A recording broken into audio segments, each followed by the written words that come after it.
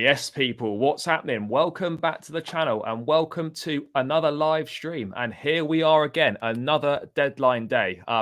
It's been an eventful window for Chelsea, to say the least. A lot of great business done. 7 signings in total made so far. The likes of Andre Santos, Datro Fofana, Badia Shil, Mudryk, João Felix on loan, to name just a few. But one deal that we are still waiting for, eager anticipation. Enzo Fernandez from Benfica to Chelsea, still not done. I'd really love to know what's being discussed in these meetings. It seems we've been in meetings all day yesterday, all day today. The issue's the structure of the payments. That Benfica want it in 3. We want to do it in 5 or 6. And we're still discussing that. I mean, I don't know if they're just sort of all laughing at us. It's all done. And they're just going to announce it right at the end.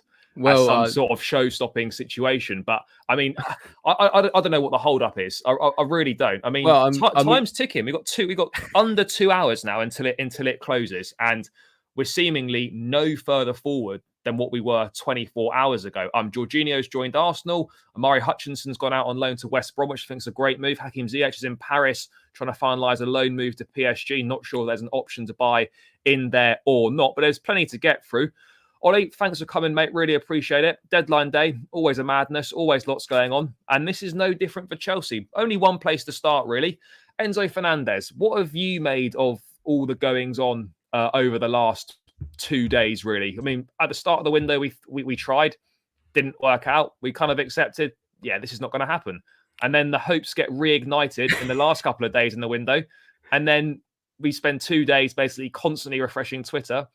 Still to be not seemingly no further along than we were before.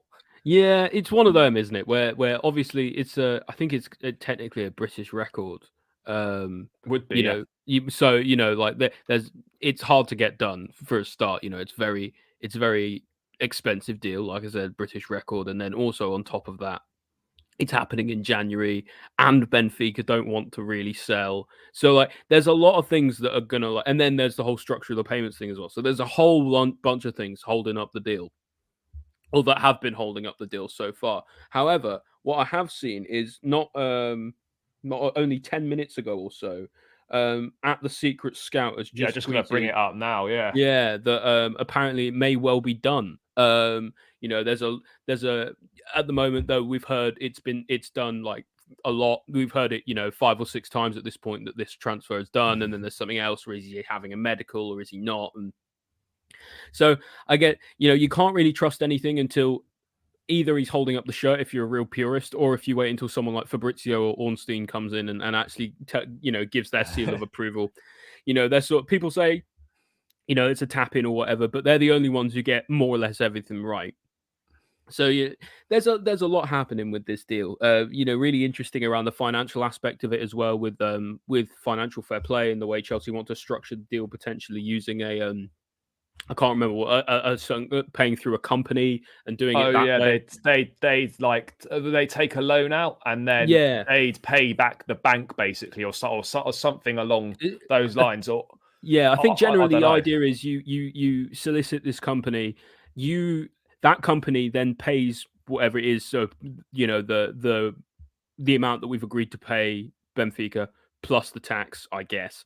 And then they get that either in all in one go or in several installments. And then we pay back the company that paid Benfica in more installments. So that's how they're planning to do it, to sort of keep it around FFP and things like that. So there's a lot going on with this deal. I wouldn't be surprised if this one goes right down to the wire. I mean, and it has done so far. I know we can apply for an extension, and the Portuguese transfer window doesn't actually end until tomorrow, I think. Ends Feb 2nd, the Portuguese window, but I don't think that helps us. That helps Benfica in terms of time to get replacements in, but that doesn't help us, because once it gets to 11... No, that's very true, but we can get an extension for, I think, a few extra hours to get something over the line if something's happening. Yeah, so I think if a deal gets agreed, I think you can have an extension in order to do like a medical and things like that. As long as the paperwork's been submitted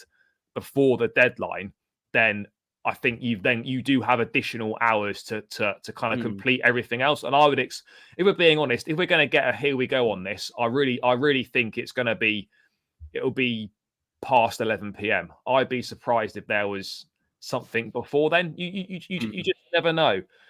Jay, I'd love to think it'd be done, mate. I mean, part of me, one side of me thinks, they're just they're all sitting together having dinner, all having a laugh. Oh, we'll just wait longer. We'll keep everyone chatting.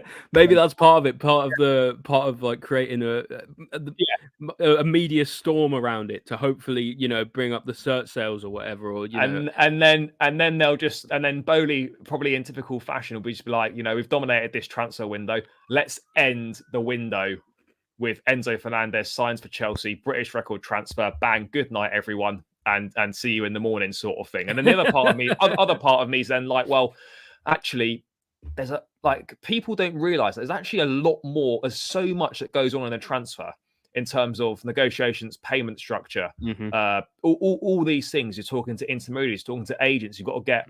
Then you've got agent fees, you've got potential licensing stuff in the contract. You've got all sorts of things that are going on. There's so much stuff. It's not just a case of picking the phone up. Well, all right, we'll give you Rui Costa 120 million. We'll give you phone down. He's on the next thing. Like it doesn't work. Even saying that is like the first step in a very long conversation to eventually have something done. For example, just the idea of sorting out add-on structures and things like that in a player's deal. Can take days, weeks even to sort out the really nitty-gritty details. And that's the fun of the January transfer window, is you don't have that time. So everything's kind of got to get done, and it's got to get done in a rush if it's going to happen. I mean, in terms of Enzo himself, obviously we can't really bring too many updates right now other than the fact they're just in negotiations still. Secret Scout saying, according to his source, it's done. Let's wait and see. The amount of people that I've seen on Twitter say Enzo Fernandez is done over the last couple of days, in the preceding weeks, just in January in general. I've seen it multiple times. There was that guy Felix on Twitter. Who mainly deals with youth stuff. He said it was done. He went weeks ago, didn't he? Yeah, well, I think I know Felix reasonably well on Twitter, and I know he'd have no reason to lie or anything like that. So I think at the very least his information might not have been fully correct, but I know that his heart's in the right place. So in a way, I kind of want this to get done as well for him, so he can come back and be like, "Look, told you." Maybe what I'll do is I might tweet an exclusive. Declan Rice is joining Chelsea, and then when if he joins in the summer, I'll find my tweet from January. I called this months ago, guys. Yeah. Do you know what you should? Someone's just got to set up a bot on Twitter to just somehow find all the ones that are in the odds to happen, and then you say them months before they actually happen, and then you just delete all the ones that didn't happen. Mate, why not? And before you know it, you'll be on podcasts and all sorts, talking about how you like Paul the Octopus in 2010. Does anyone remember that? Oh, mate, yeah, I do. Oh no, it was 2006. Was it? Mate, he got everything right as well. He got everything right. Yeah. Yeah. In terms of Enzo himself, mate, because as I said, we can't bring too many updates on negotiations because there aren't really any updates. I'll try and bring them as and when. I'll give you every update. Yeah. Right here within the last 48 hours is Enzo wants to join. Yeah. Chelsea want Enzo. Talks are happening. Yeah. Meetings are happening. Crucial hours ahead. That's it. That's literally it. But yeah, guys in the chat, keep across it for us. Obviously, we'll have a little look as well for any updates on Enzo. But let's talk about the player himself, mate. Obviously, a very talented midfield player. Done really well for Argentina at the World Cup. He's been great for Benfica in his short time there, only joining from River Plate 6 months ago in the summer. Do you think he ticks the boxes for what Chelsea need in the profile of a midfield player? And in terms of his profile, there's not many of them around in world football. So this would represent a good deal and a good piece of business if Chelsea could get him in. But, I mean, what are your thoughts on the player and how do you see him being utilised by Chelsea if this transfer does materialise? I think he'll probably fulfil I think he'd probably end up fulfilling a role not dissimilar to what Jorginho currently used to do in the Chelsea team. Of course, because he's not here anymore. And I know while it's been said that Jorginho, the deal with Jorginho doesn't affect what happens with Enzo. We've heard that today. But you can't help but feel that in some ways, at the very least, in terms of them both being sort of more deep-lying playmakers, having a defensive side to their game, although Enzo is much better in that aspect, both having a very good passing range as well. You can't help but feel that they do have a very similar, at least they have similar attributes. Now, whether that translates to their own style of play, I think Enzo's a little bit more aggressive, tends to be a bit more of a box-to-box player than Jorginho, who prefers to sit. But I think he's going to end up being more or less a bit like what Jorginho does for us now. And then I think it probably changes again if we get another midfielder in the summer. I mean, someone to sit, whether that's a Caicedo, whether that's a Rice, whether that's anyone else. But I think probably at first he might have to deputise as a DM. I mean, no, he certainly will, because if he comes in, obviously we'll come on to Jorginho shortly, but if he comes in, there's obviously no other DM in the squad, so he's probably going to have to play in that position. Zakaria could do that, but Potter's not actually really used Zakaria in that deeper. Well, he's been excellent when he's played. He has been excellent, but he's not used him in that deeper defensive role. He's more used him as a box to box. Well, then again, Potter doesn't tend to play a classic DM anyway. No, he tends to play with more of a flat midfield regardless. No one tends to be the sitter. But you will have players that go forward instead. So you've got the likes of Mount, who will bomb forward, and Gallagher, who will bomb forward. And I guess, having a player then that just stays where they are is the equivalent of the sitter in that case, I suppose. But yeah, I don't know. I in a way, it's funny because you're not entirely sure how he'll be fully utilized at Chelsea, but having the defensive aspects that he has to his game, and also the passing range that he has to his game, and also the energy he brings to his game is very rare. Yeah, no, it certainly is, and it's a very rare profile. I mean, I think I'm not comparing him to Kovacic, sorry, but I more look at his profile as more comparable to what Mateo Kovacic offers. But I just think he probably does it in a better way.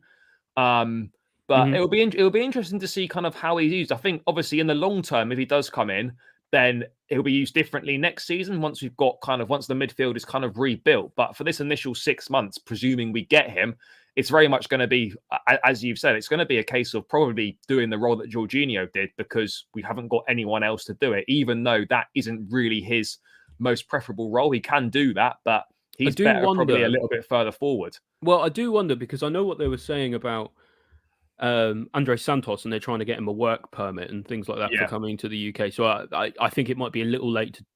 Well, I mean, he is our player, but I think effectively, I'm just wondering if it's a little bit late at this point to do that for January specifically. But I think you can get a work permit and bring him over almost whenever. But I don't know if it creates issues for registering for the squad. But he would potentially be a good one to sort of do what Jorginho does, where he's quite an aggressive, sort of more DM, but he has a good passing range as well. He would fit more of the role in my view than Enzo does. But I think you got to let Enzo have the range to do what he does, which is mainly to split lines with passes, because we desperately need a creative player, a player who's going to make those passes, in behind for the likes of Mudryk, for the likes of Felix. There's something that's just come up. You've got I think it's Vidic CFC. Oh yeah. He said hashtag Enzo is free just now. He said earlier that that the deal was done. I don't know the reliability of him personally, but I don't know. It seems more and more as the day gets on, it seems things are trending more towards it happening. Because earlier in the day, several times today, it's been the case where it wasn't, and then it was, and then it wasn't, and then it was, and then it wasn't, and now it kind of feels like it is again. I mean, I appreciate there's a lot of things to sort out in a deal like this, but do you not think though that I still got some belief that this can happen? I think personally, the most likely outcome is that we agree a deal for him to come in the summer, like with Gusto, like with Nkunku. We agree a deal now, and Benfica, if you accept our payment structure, then you can keep him for the rest of the season. I think that's probably the most likely situation right now. But what I don't understand is, and having admittedly, as I said, there's a lot of things to sort out in a transfer like this.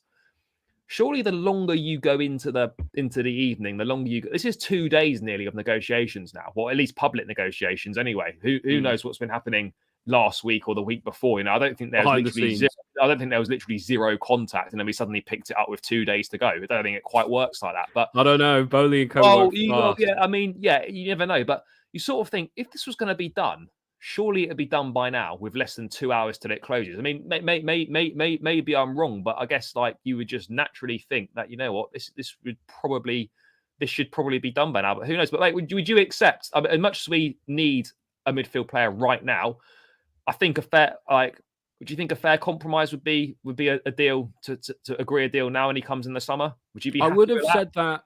I would have said that before we sold Jorginho. Yeah. But I think now it's probably more likely it would be better to have him sooner.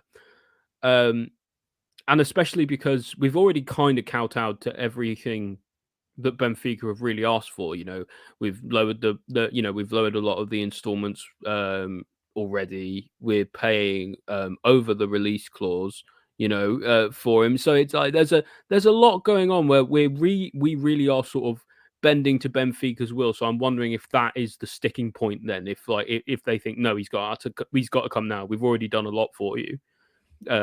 Maybe that's just what it is. I think Rui Costa as well is someone who's personally kind of holding up the deal a bit as well. Yeah. I think he's been dragging his feet on getting it done. He doesn't want to sell the player. I don't know why. I don't think he would, unless he believes that Benfica are going to have such a magnificent Champions League and Enzo's really going to prove himself, and then and then someone just snaps up the release clause in the summer, and then they've got the Champions League money as well. Especially if they manage to do something great and get to say the quarterfinals. There's a lot of money in that. But yeah, I mean they've got a decent draw as well in the Champions League. They've got Scott Parker's Club Bruges, so in the last 16. So I mean, Bruges are no slouches. They did very well in their group. They did, but they got a different gaffer. I don't know how Scott Parker's cut out for Champions League football. You know what? You have a very good point. But what I am looking forward to, a slight tangent, seeing Scotty Parker's cardigan collection in the Champions League touchline. Oh, yes, it's gonna be great. He's gonna be bringing out the Lacoste and all the greatest designer brands for Champions League nights. Spare no expense. There is no Primark on Champions League night. Mate, you've got to be looking good on those Champions League nights. But yeah, in regards to Enzo, not really too much more we can bring you as of yet, guys. I've just had something through from Jacob Steinberg. He says not long left, but Chelsea sounds like Enzo Fernandez to Chelsea is moving in the right direction. What does that? I mean, how long? About how far? Well, that's a good thing, but like it depends how far away it was from being completed anyway. Like, I know what you mean. It's like a step in the right direction. Is that like the finishing step, or is that? It's got to wrap up and get done because I think it's not midnight that the transfer window actually ends. It's 11 p.m. It's 11 p.m. The deadline closes at 11. So we've got to like under 2 hours now. Yeah, if we apply for an extension, that has to be submitted before 11. You would have thought. Surely, right? Yeah, it has to be. But moving away from Enzo, let's talk about something that has happened, which I think's taken quite a few people by surprise, and that is that Jorginho has joined North London rivals Arsenal to help strengthen their title push. Originally came out last night that Arsenal, one of the clubs looking interested in Jorginho. Didn't really think it was going to happen, but this morning, deal has been agreed. 12 million, 10 million pounds, 2 million pounds add-ons. Jorginho to Arsenal on a 1.5-year contract with an option for a further year. It looks really weird in the Arsenal stuff. I can't lie, and I've seen the pictures today. Doesn't look right, does it? Doesn't look right. Arteta saying Jorginho is a midfield player with intelligence, deep leadership skills, and a huge amount of Premier League and international experience. Jorginho saying, all I can promise is that I'm going to give my all to represent this club. Now, this has kind of divided both fan bases, actually. A lot of Arsenal fans not particularly happy with this. A lot of Chelsea fans not happy with this. Some also delighted for some reason. I never really understand people being... unless someone's been a complete shit like Lukaku.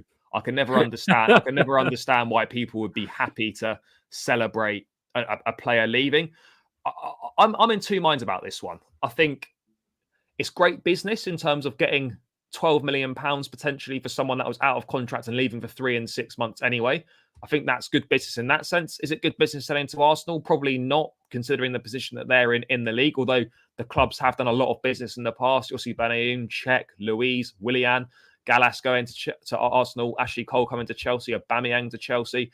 Diarra back in the day. Yeah, Diarra. There's been a lot of business between the two clubs. But if Enzo does come in, then that kind of softens the blow on Jorginho leaving. If Enzo doesn't materialise, or it's a deal that's agreed for him to come in the summer, we've left ourselves very short in midfield. But before we get to that, what are your thoughts on this move? It all happened very quickly. Yeah, it did. It seemed like it was sanctioned pretty quick, and I I don't know. I don't know.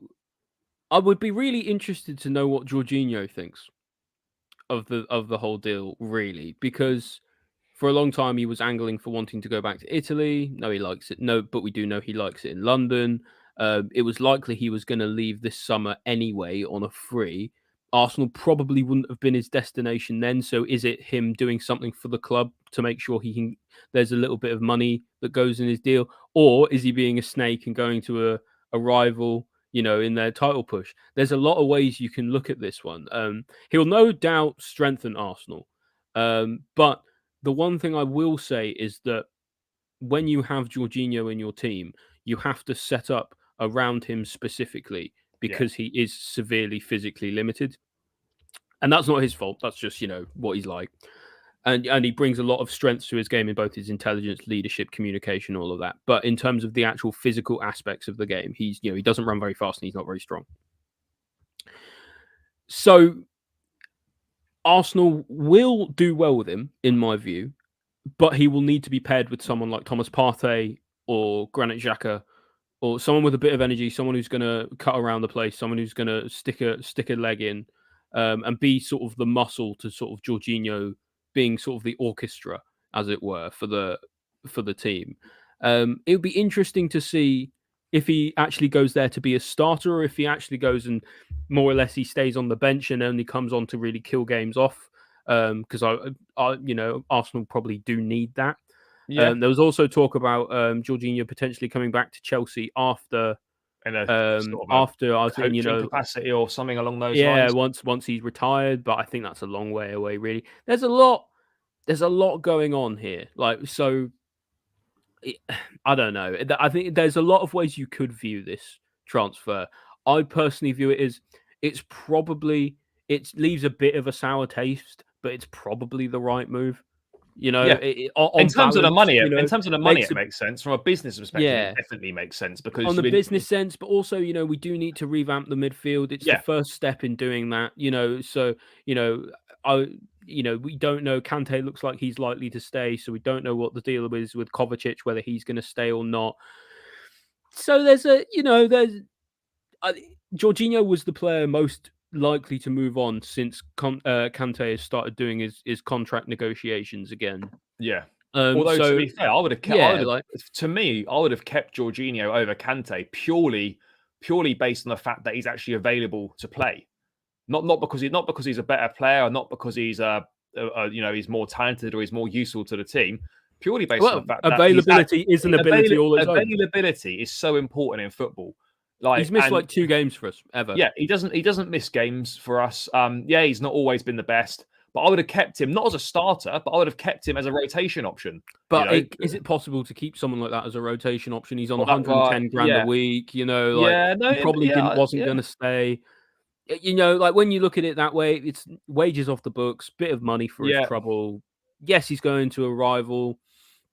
So there's a lot of things that there's pros and cons to this one. It's not like this is objectively a good deal or a bad deal. And we'll find out, whether it was a good deal or bad deal for both for Arsenal and for Chelsea in the long run, because there is a reality where this could actually be, this could be good for both teams. Maybe we've sent Jorginho in to sabotage the title charge. Well, maybe I'm being serious, and that there's a good chance that this could be a beneficial move for both teams.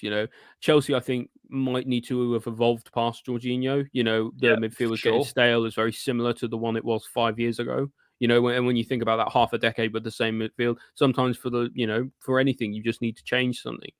On top of that, if it allows us to have Enzo come in and be the main man, that's massive for us as well. That's really big. Similarly, it could be good for Arsenal in that it helps with their title charge. And, I wish the best of luck to him.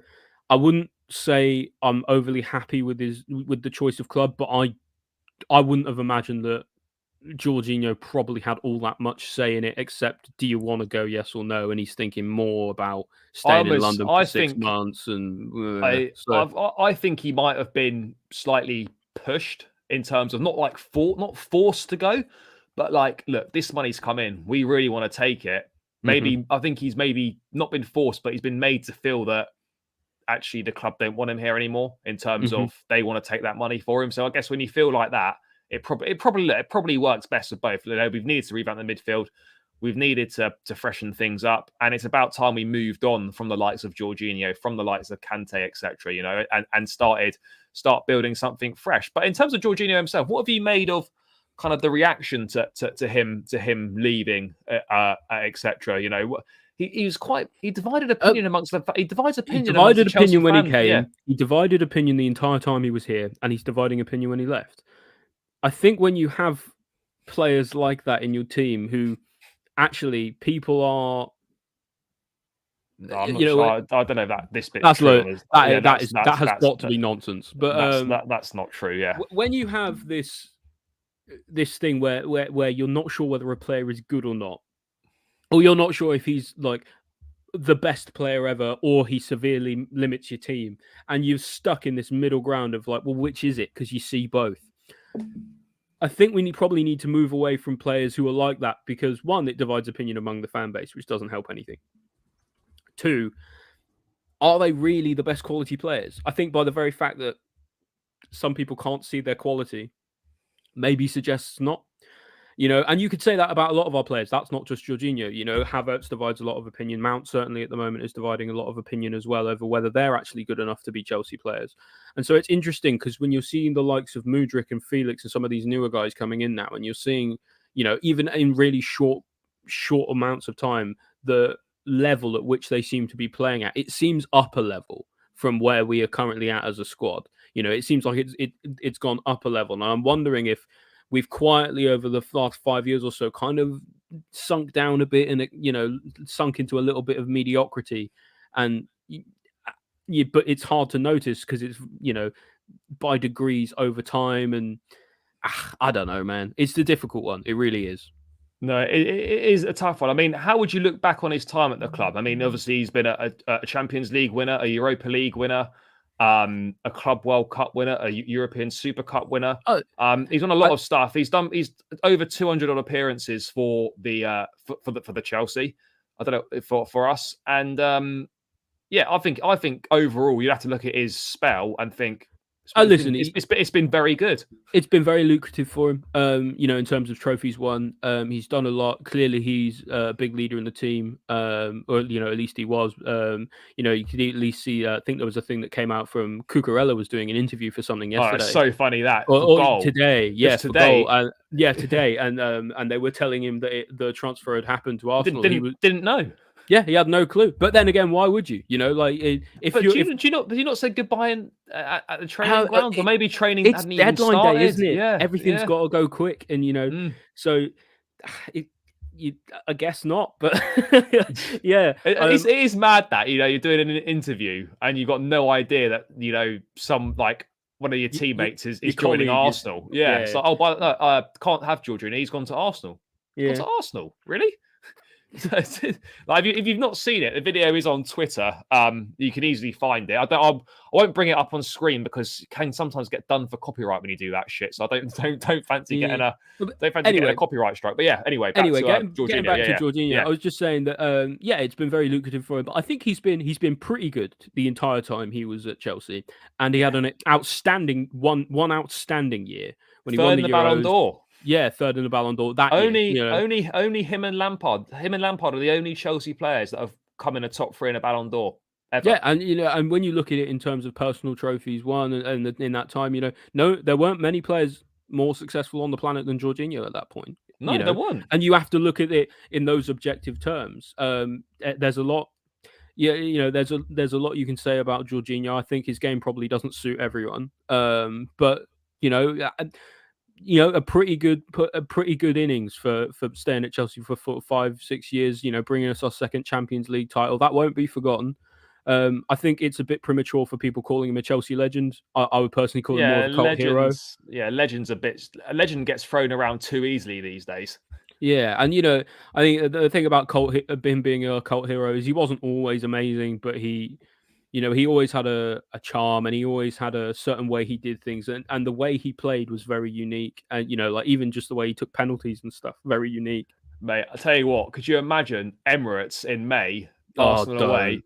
We've got Title on the line. a Jorginho hop, skip, jump penalty to win the title for Arsenal. Could you imagine Against that us, that'd be against awful. us?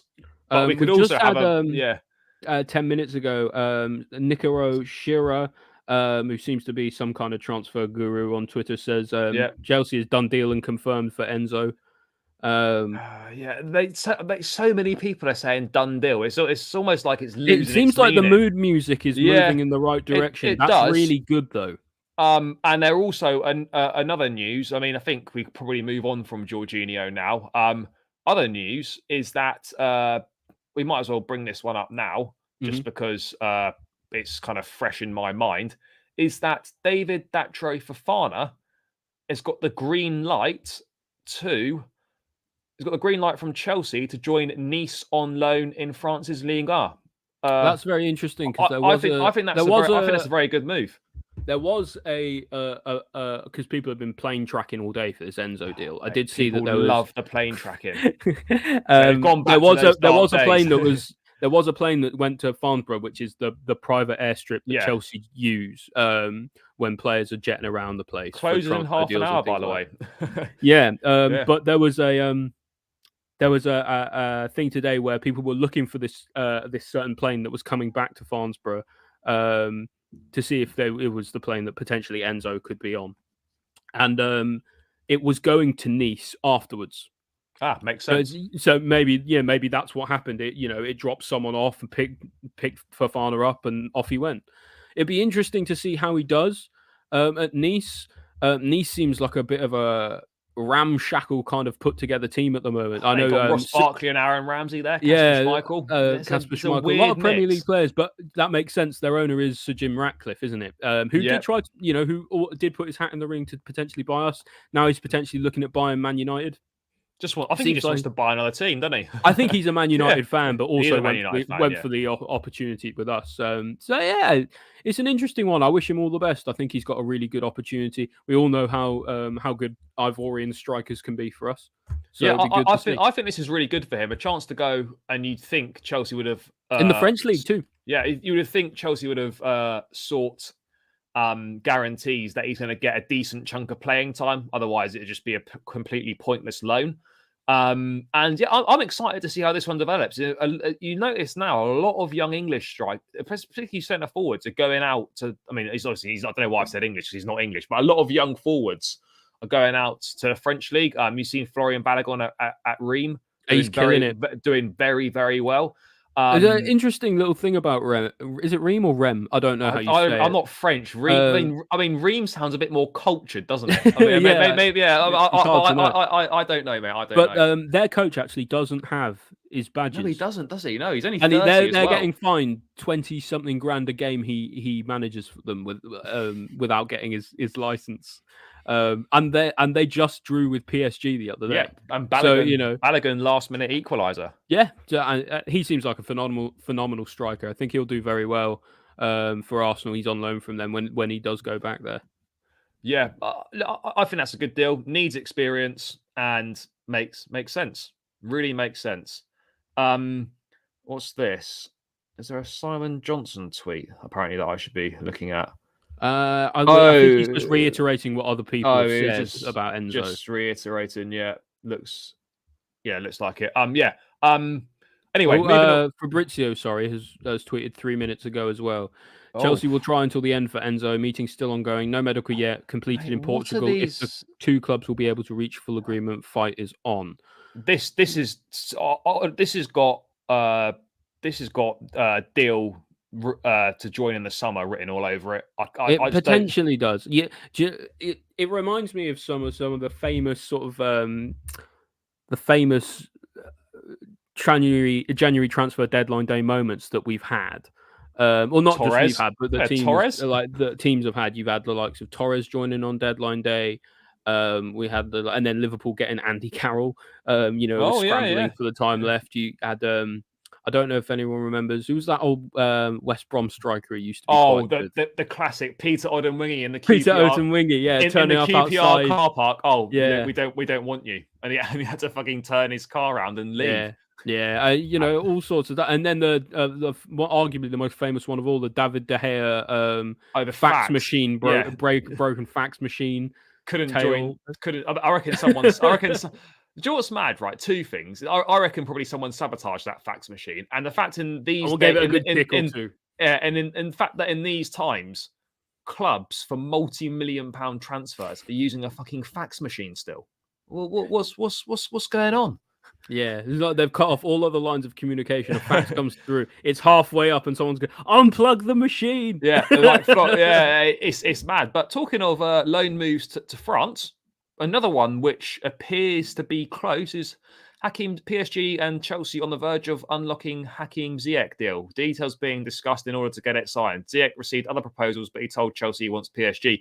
Ziyech's been in Paris most of the day, had his medical done. He's done the media stuff with PSG in the morning, just waiting for an agreement between the clubs. Don't know if it's going to include an option to buy or not. I've heard it's a dry loan. Yeah, but also I think I might have heard something as well that there's still a chance that it could be a permanent potentially.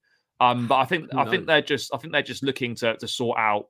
I think it makes sense. The final it's details. A good deal. It's a good deal for all parties. That he's not really, Ziyech isn't really happy at Chelsea. He's got the opportunity to go play on the right wing with Hakimi as his Moroccan teammate, who he gets on really, really well with at a club like PSG, arguably upgrading on Chelsea, at least at the moment, in terms of where we are on the table.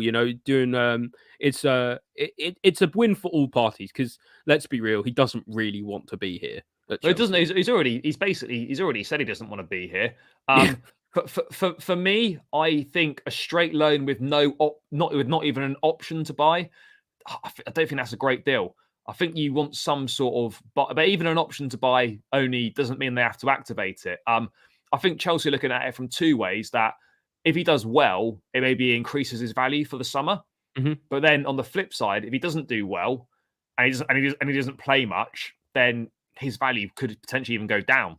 But his wages are off the books for however long. Well, I mean, I don't know what the details on the wages are. I presume PSG have got to be paying some of at least they must half, be if paying not some. more. But I mean, the wages are the real killer. I think so. Yeah. It's good that's one of the good things that we've managed to do in the a lot of these transfers that we've made over January is we've managed to keep the fees down. Not the fees. We've managed to keep the wages down. Which is going to be really important. That's not just for amortization purposes, but as well, like taking back sort of some of the, some of the player power in the squad. It happens to all teams. That players get paid a bit more, a bit more, a bit more, a bit more, and it creeps up. Yeah, and eventually it needs to be brought back down again. So I think that's kind of what we're in the sort of the process of doing at the moment. Yeah, how do you view Ziyech's time at Chelsea? I think, obviously he came in under Lampard. I think it was around 35 million pounds. Had done really well for Ajax, particularly in the Champions League, particularly in that run to the semi-finals they had. Came to Chelsea. I was quite excited. There's been moments, but there's been nothing more than that, really. I think I'll always remember his cracker against Spurs, but that's kind of it. Yeah, I wouldn't even necessarily call him a cult hero. No, I just look at it as someone that is a very gifted footballer, but was just a moments player. Had patches of games here and there where he did well for us, and then wouldn't. And I think it's fair to say as well. Like, I don't think we fully were. I don't think he got what he deserved really either in playing like he was promised playing on the right wing of a 4-3-3 or 4-2-3-1, and then really Lampard goes, Tuchel comes in, and he's putting shifts in at wing back as well. And when we went to the 4, but when we went to the 4-2-2 and he played actual right wing, he actually had some really good games for us. Yeah, and PSG do sometimes play that. At least they have in the past. I don't know if they still do, but I think PSG obviously looking for a right-sided attacker because they lost Di Maria in the summer. Sarabia, who admittedly didn't play much then, but he went to Wolves, so it was another option gone there. I think he will get a reasonable amount of game time at PSG. But yeah, look, I think this is best for both parties. look, if we can get an option in there or an obligation to buy, then I think that probably suits all parties better, because otherwise you've got this weird thing that we've got going on with Lukaku at the moment, where he doesn't really want to come back, and Inter don't want to keep him. And we don't want him either. So nobody wants him. That is a strange situation at the moment. I mean, the Lukaku thing's mad. He's having such a bad season at Inter. I know he's had some injuries and stuff, but he's having a terrible season. Yeah, it's been poor. It goes to show how one sort of bad season or one sort of like weird turn in your confidence or whatever can really derail a career, and it all goes back to that stupid interview as well. All of it. That's all it all went. All he had to do was not do that interview. Yeah. And and he'd still be our striker now. I guarantee it. But man, it's so difficult when it's so hard to feel sorry for a player who puts his foot in it because he can't keep his mouth shut. And Pulisic and his family are the same. Yeah, it's more Pulisic's dad, isn't it? Really, he's not. Not the best not the best on the old Twitter, is he? It's the same. Yeah, it's the same thing. It's where. And for example, like Pulisic bringing out his book and stuff after Tuchel got sacked in that. So there's stuff like that as well. It's a lack of awareness. That's the thing. Is for me, it's like you can't. How can you be so thick? And to be fair, the Lukaku interview was overblown at the time. He came straight back into the team, and I think he started like 10 games in a row after he sat out the Liverpool game. Yeah, and unfortunately, I think it permanently soured the feelings between him and the fan base, and all that's done is just alienate him. And then he goes back to Inter, not perform there, and then what do? Yeah, it just goes to show if you're a player, keeping your mouth shut is so important. In terms of like, sometimes you have to speak. There's almost like an emotional intelligence there of knowing when you can speak and knowing when to talk, because sometimes it's just not worth it. It really isn't. No, it's not. It really isn't worth it. And yeah, Ziyech, I think it's a good move for all parties involved. This one, it really is. So we just wait for an official confirmation on Hakim Ziyech joining PSG on loan. Good move for all parties. Another person saying that the source, another person saw with some kind of nebulous source saying Enzo is done. Was that what? HP source? Is that their source? Yeah. Yeah. Bacon actually. Yeah. Oh no! In slightly unrelated news, Bruno Guimaraes has just been sent off in the second leg of the Carabao Cup semi-final, which means he'll miss the final. Oh no, that's dreadful. That sounds dreadful. Anyway, Newcastle winning. Oh, they are. Yeah, they are. Not that that matters. But I forgot what we were saying now, mate. Sorry, no, hang on. We'll just go back to that. We've got a brace from Sean Longstaff. Brace from Sean Longstaff. Oh yeah, we're going back to Twitter with people's sources, probably more akin to sources that you'd find in your cupboard, probably. Yes. Yes. I had for dinner this evening. I made myself like a nice sort of like rice dish with some gyoza, and I made myself a very nice sauce for that. So that was my sauce, and that sauce did actually say that Enzo is done. So Enzo, it's confirmed, guys. It's confirmed. Yeah, and Enzo could be confirmed. Right, Ziyech to PSG. Final details just being sorted out at the moment. So we'll just wait for an official confirmation on that one. I wanted to talk to you, mate, about Conor Gallagher. Obviously, a bid came in from Everton yesterday, clearly just spending the Anthony Gordon money. Exactly the same bid that Newcastle offered them for Gordon, 40 plus 5. Obviously, that money, in my opinion, for Conor Gallagher is unbelievable. It would be wrong to turn it down. I don't think Chelsea would have turned it down. But the fact is that Conor Gallagher turned it down. Yeah, and Conor Gallagher turned it down as well. Because the reality of the situation is Everton are terrible, very likely to go down possibly.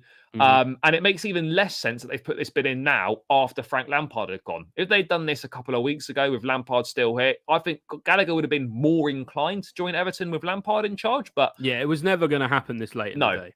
No, it was never going to happen. And it was never going to get the players buy-in to join a relegation scrap. And I don't have because it's not like he's not playing now. No, it's not. Yeah.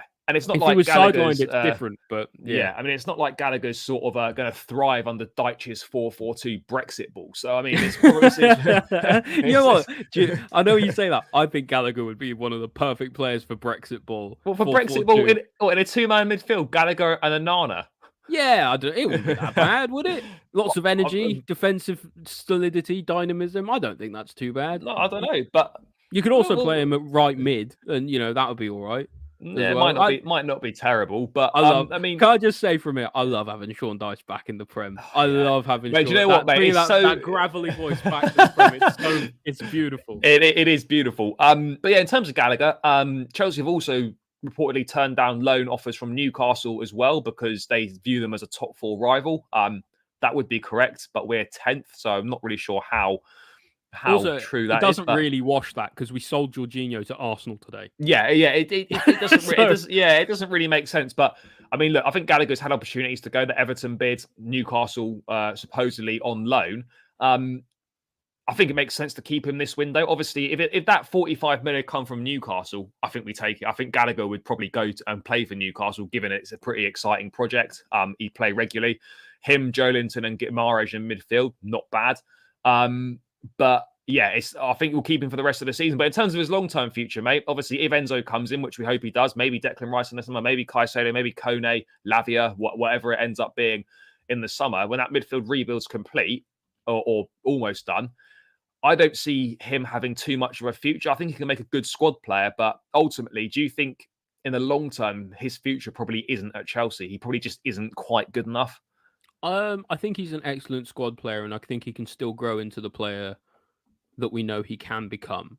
I think he was doing really well at Crystal Palace, and I think that elevated the stakes for him quite a lot. And then he'd come in and he's just been good enough, or all right. No, but to be fair, in his last few games, he's done very well. He's been sort of good enough.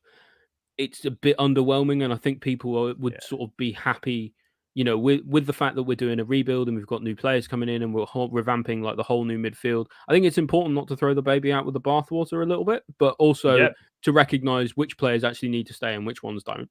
And I think Gallagher, he's young, so he fits the project. He's on reasonably low wages, and he's a decent squad player. If he doesn't mind just being a squad player, it's fine by me. I'm happy for him to stay because he offers something a little bit different, bit of energy into the midfield, someone who's a bit dogged and likes to run. For me, but and on the other side, you can look at it the other way. Will you get 45 million of pure profit on the books, from the accounting side of things, which will be invaluable for financial fair play. I think at the very least, nothing will happen with him until the summer, but I think teams will start to tap him up for the summer. It'll be interesting to see whether he does end up going or not. I think actually whether he goes to Everton probably depends on whether they stay up or not. I still think he'd get better offers than Everton in the summer. Maybe there was talk about potentially Newcastle, but Newcastle I think would make sense. I think Newcastle have got so much money to spend they could buy anybody. They're quite tight on FFP at the moment. Newcastle. That's true because it's about it's about the revenue that the club brings in at the moment. They haven't managed to bring up. FFP works with a certain percentage of your revenue. FFP's weird, isn't it? It is. Some brain box put it all together and it still doesn't work. It's an interesting one. So I don't know if Newcastle would necessarily go for him. But who knows? I think a return to Palace is always on the cards as well because I know but have Palace got 45 million pounds to spend? Well, I mean, if anyone's going to have the money, it's Newcastle, isn't it? For sure. But I mean, I think I agree with what you're saying. I think we've got to be a little bit careful in terms of getting rid of going on some sort of mass fire sale. Yes, we want to get young players and we want to revamp the midfield, etc. But we also want to have players that love the club and want to play for this club.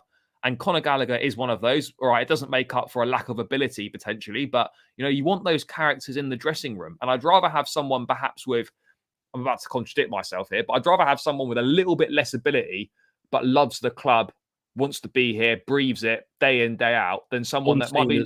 Ornstein has just tweeted about Ziyech. Oh, Ziyech done.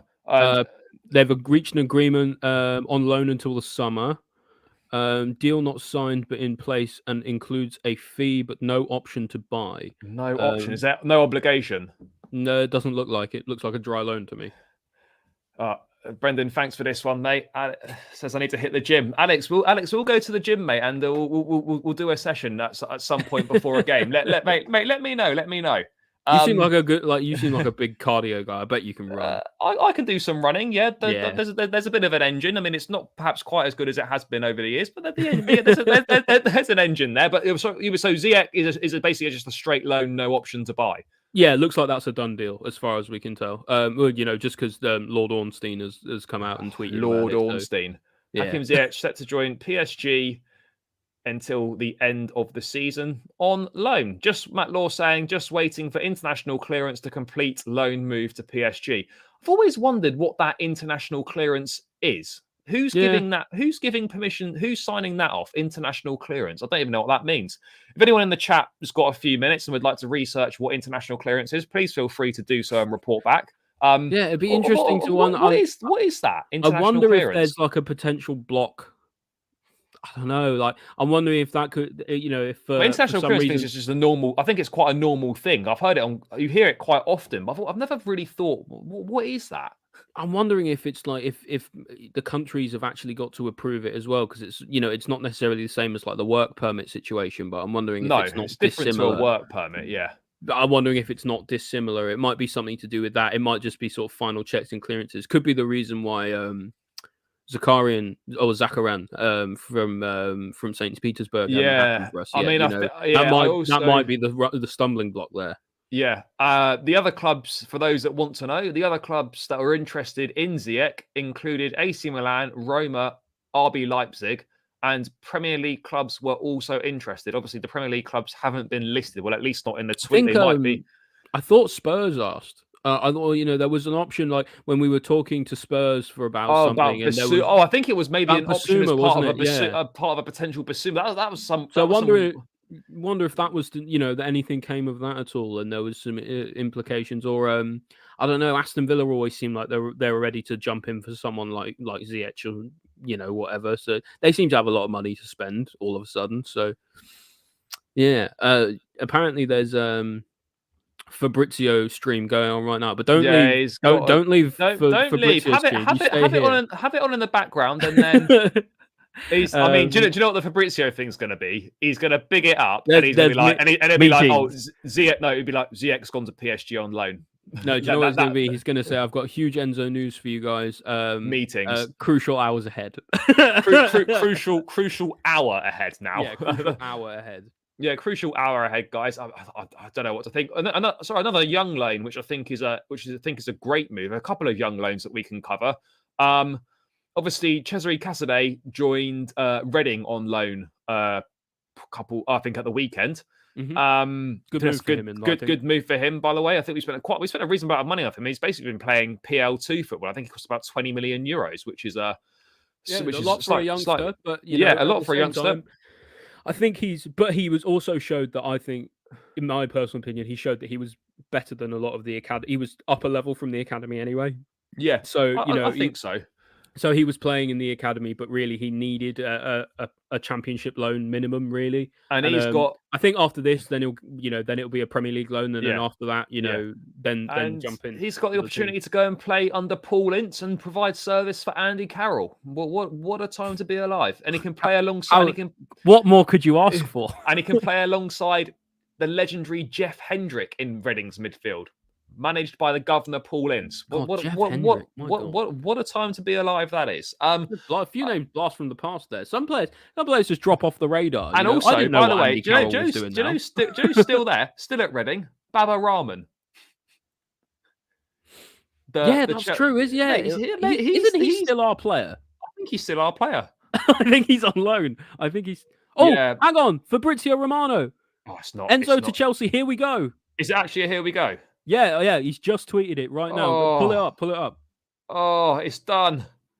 Enzo Here we go. Fernandez Agreement reached right Chelsea. Now between Chelsea and Benfica. Oh, this is unbelievable. Clubs running to get the document signed before end of the window. It's finally agreed. Boarding set to be completed to London on Turkish Airlines. Apparently? No, I think he's got some sort of sponsorship deal with Turkish Airlines because he adds Turkish Airlines in all his "Here we go" tweets. Yeah, okay. In that case, yeah, that's got to be what it is. Thank God. Thank Finally, God for this that. saga is Enzo over. Fernandez to Chelsea. Here we go. Agreement reached right now Yes, between Chelsea and Benfica. finally. Although it doesn't say, it doesn't. Darmesh, big up Darmesh in the Uh, chat. Darmesh, I'll drop you the link, mate. If you'd like to come and join, I'll send it to you, bro. If you wanna join, please do. I'll send you the link in a sec. Yeah, Enzo Fernandez done finally, mate. How you feeling? Delighted? Although, is this for right now or is this for summer? I think it seems right now he's getting on the plane, isn't he? Boarding set to be. Well, mate, he's not got much time to get to fucking London, has he? I think, well, as long as the paperwork goes through, he can.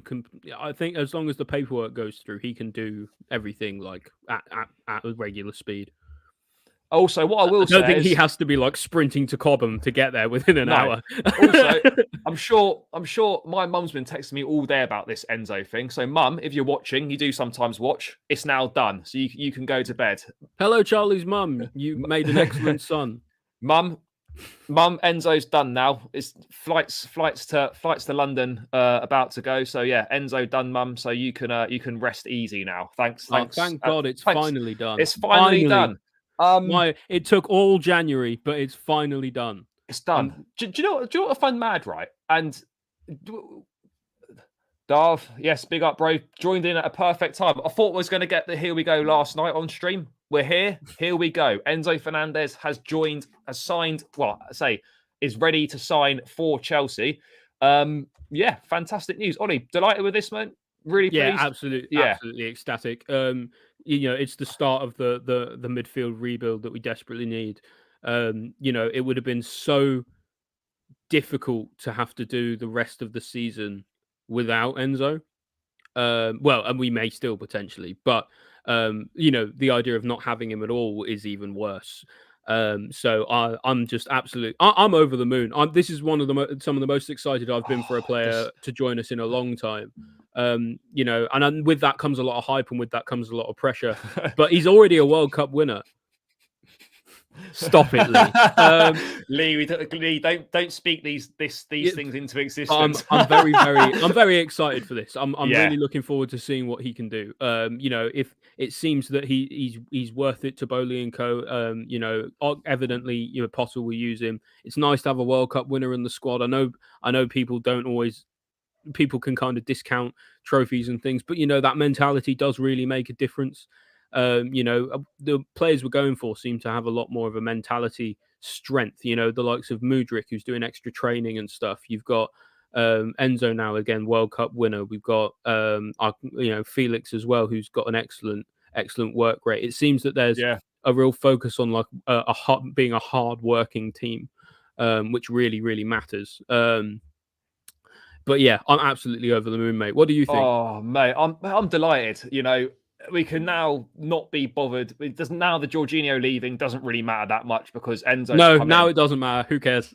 Mate, I'm delighted. We've got someone at 21 years of age. He might be 22 now, actually, but it's just a phenomenal signing. He's 21 until he's 22. Yeah, This is also true. I mean, he ticks all the boxes.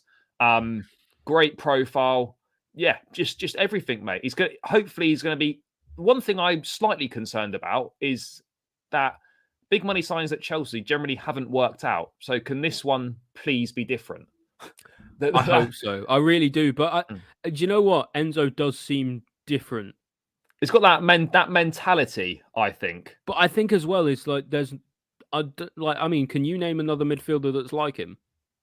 No, this is the thing. The profile. That's the thing, isn't it? So it does make a difference that actually he can do things that almost no other player can do. Yeah, no, I totally agree, mate. No other player can do. Well, I say no other player, but there's very few midfield players on the planet with his profile, and that's why it was so important to get this done. What a transfer window! By the way, let's just quick. I mean, Oli, whenever you need to go, mate, just let me know. I'm all right for now. I want to stick around a little longer if I can. Mate, of course, mate, of course. Yeah, I mean, let's just talk about this transfer window. By the way, Enzo Fernandez, Mudryk, João Felix on loan, Madueke, Datro Fofana, Andre Santos, Badia Shiel. I mean, this is a mad window. I mean, when you look at this window, Malagusto as well. Yeah, We've solved pretty much 3/4 of our problems in one window, and in January as well. I mean, what else do we need? Maybe a We maybe a goalie, maybe a striker, another and another midfield. midfielder. We need another midfield player, 100%. We need Another one more midfielder, maybe a goalie, maybe a striker, and then after that, just signing sort of 17-year-old wonder kids from wherever, isn't it? Yeah, it is. Yeah, I'm very, very impressed with the way that Bowley and Co have managed to work things. I think their first window was a little bit slapdash and a little bit haphazard. Yeah, it was but a bit. What do you expect? Because they hadn't even really gotten things up and running yet. And it's fair to say they still haven't. So Joe Shields literally started today or yesterday, I think. The other guy from Monaco. Lawrence Stewart. Lawrence Stewart. He hasn't started yet either. There's still potentially of us getting the guy from Liverpool as well. Michael Edwards. Michael Edwards, yeah. There's still a chance of us getting him in the end as well once he's sort of been off his football hiatus. But they really are building like a super team in terms of the back staff there. Yeah, it's looking really good. And I think people forget, look, when new owners come in, it's always going to be tricky. And particularly tricky in our case where we were already playing massive catch up because of the sanctions. Mm-hmm. People don't realize how far back that put us in terms of summer business.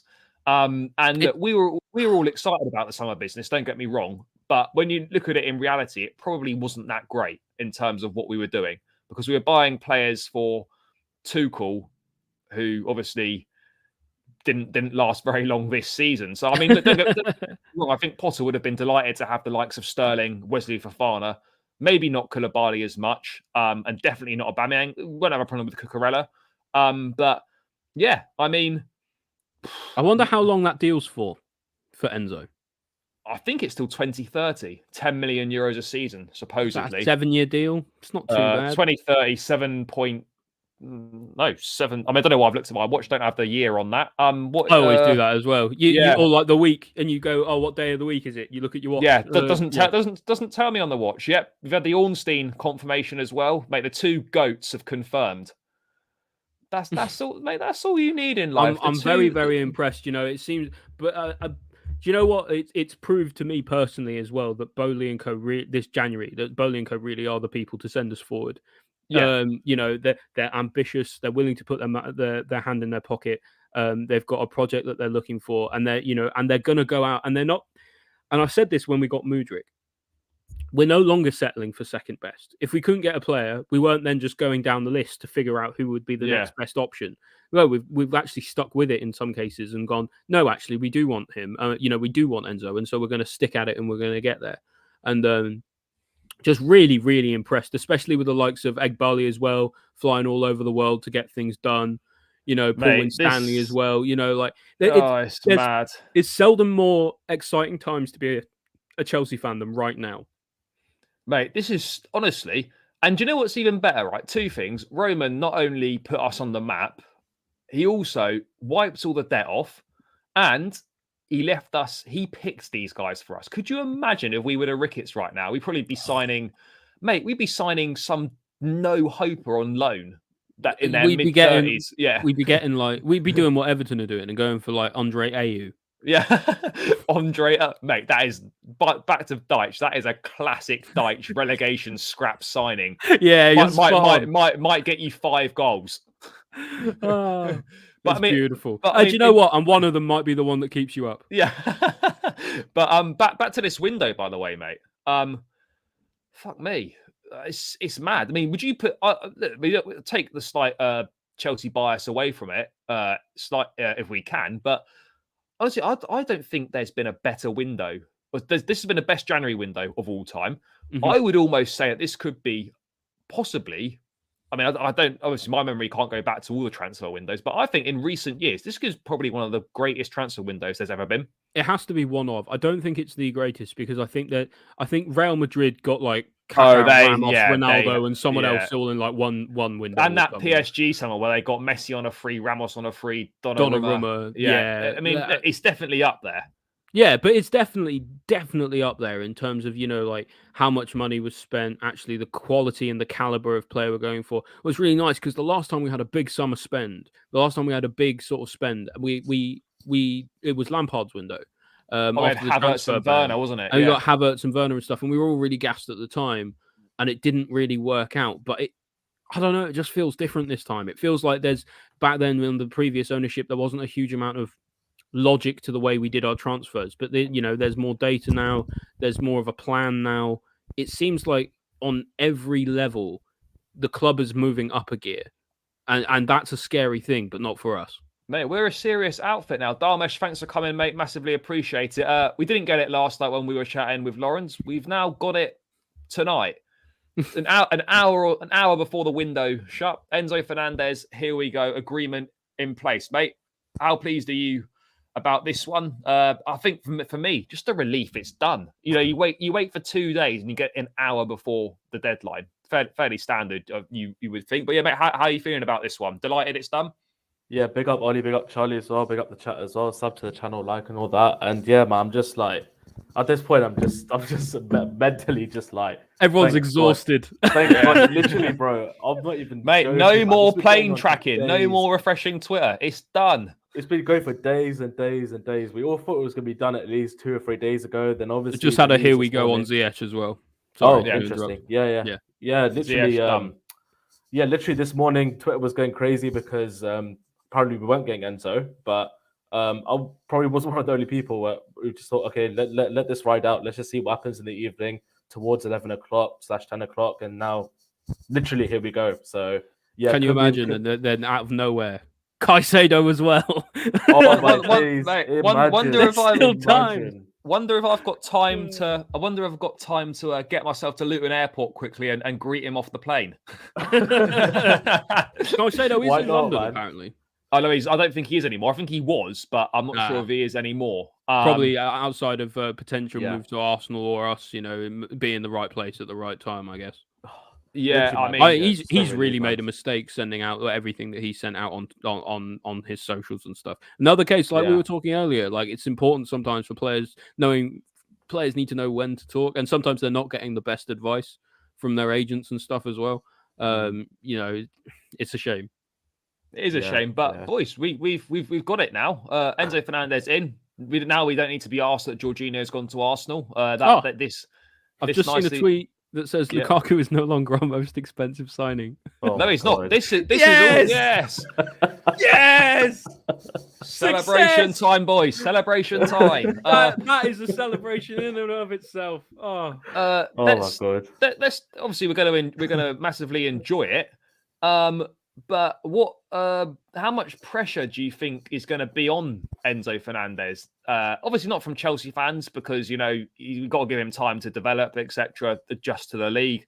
But the price tag's going to mean that every movement he does is going to be analysed by the media. How important is it that we kind of are patient with him, Oli, and just give him the time that he needs to settle in? Because this is a British record transfer. I think it could be the most expensive midfield player of all time.